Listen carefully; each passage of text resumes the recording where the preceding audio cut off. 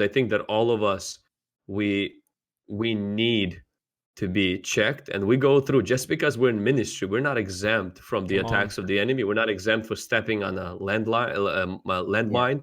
It reminds me of Saul, when Saul refused to fight Amalekites like God told him. He lost the anointing, then he got a demon. And it's interesting because, without the anointing, we are doing very dangerous work. With the anointing, we are dangerous. Come on. We are dangerous to the kingdom of darkness. But something begins to happen when the anointing of God begins to lift out of our lives. We become a lot more vulnerable, and we become a lot more susceptible, and we can step on things. But that's not the problem. Like, him getting a distressing spirit is not the problem. The problem is where he was looking for the solution. Come on. All he needed is Prophet Samuel to show up and deliver him. Guess who invited? He invited a musician. Wow. So he went to entertainment to deal with demonic problem. My Lord. Instead of going to a prophet, the prophet Samuel would have literally cleared him up.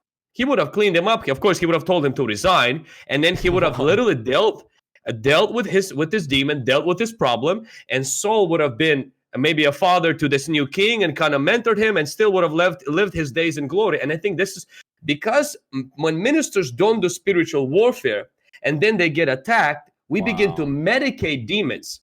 Yeah. And so we literally begin to medicate. We go on medicine for antidepressant things. We say, oh, this is mental. That's it. Yeah, there is a mental problem. Yes, it exists.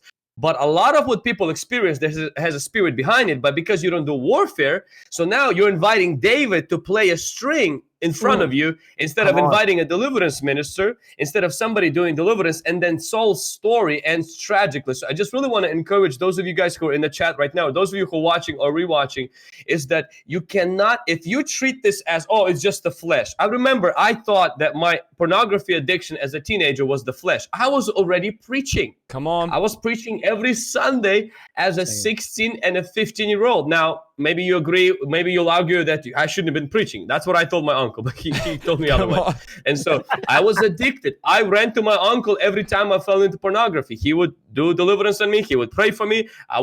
He wouldn't do deliverance. He would just pray for me because I didn't think it was a demon. I thought it was the flesh until I read some books, and then I started to recognize this is not normal. I'm fasting, I'm praying, I'm applying everything I know in the book, and I have a demon. I have a demon on my tail. I don't know if he was in my soul, in my mind, in my body. I don't know where he was. I just knew I had a demon. The demon didn't have me, but I had him. And I needed to be delivered. When the Lord delivered me, something begins to happen. Then we took our team through deliverance, our young team. People started being loose from pornography and everything. When you begin to blame your issue on, oh, it's just the flesh. Now, flesh is still the problem, but for a lot of people, it's not the flesh. You have a spirit. You can control it. You repent it. It keeps coming back to it. It's intrusive. It dominates your life. You need deliverance. And then if you look to entertainment or medication or numbing, oh, I need a sabbatical. You need deliverance, not sabbatical. If you have a demon problem, demons don't leave through sabbaticals. Vlad.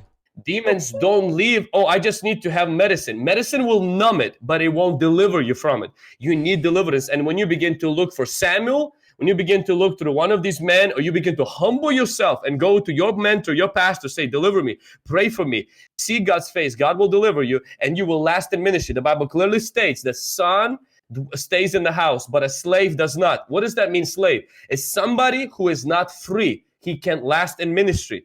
He cannot last. Wow.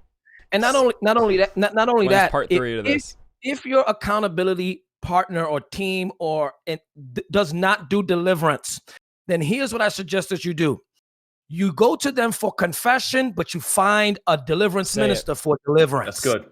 All right, because I get it. Some of you are under denominationalism or under various men and women of God that might maybe not have embraced this revelation of deliverance, and maybe they might try to do the counseling and inner healing thing, which there's a place for that. You might have to go see a specialist, just like not every doctor is able to deal with your issue. Go to a recommended specialist that can deal with your particular problem, which means you go to your covering, your accountability team for confession, and then go to an outside source to get deliverance. Now watch this. Well, I don't know anybody in my city. You're looking at 4 of us. Come on. You can come to us. Come to us and we will help you. Do you know how many pastors, now I'm just going to say this publicly, come on, social media influencers, pastors and leaders that actually do come to us secretly? Why? Because God can trust us with their mess and because we know how to keep it confidential. We are open to help pastors and leaders get delivered and set free. We're doing it behind the scenes anyway, all the time. You cannot sit here and say, I have nobody in my city. You're looking at this broadcast now. There are 4 ministers right now that you could actually come on the side and say, hey, listen, man, I think I might be dealing with some stuff. And if God allows us to help you, we will love to come alongside you to be accountability party, at least in the deliverance aspect, or at least point you in the right direction to help you get delivered and set free. You are not alone and you are not stuck, Pastor. There's 4 ministers. Listen, if you are lame right now, you feel like I'm stuck, there's 4 of us that will carry you and break you through the roof and help you break out of the roof and let you down to where Jesus is so that you can get delivered. Come on.